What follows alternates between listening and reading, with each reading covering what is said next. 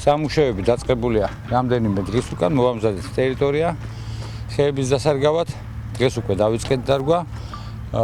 ხედავთ რამდენი ხეა ჩამოტანილი, გზაშია კიდევ ალბათ რამდენიმე საათი შემოვა კიდევ ერთი ტრაილერი და ახლობით 140 ძირი ხე გვაქვს სხვადასხვა ჯიშის ხეები, უნიკალური ხეები, რომლებიც იტალიიდან არის ჩამოტანილი. ყველა შერჩეული არის ნიადაგის მიხედვით ბოტანიკოსებთან ერთად განვლილი კონსულტაციებით.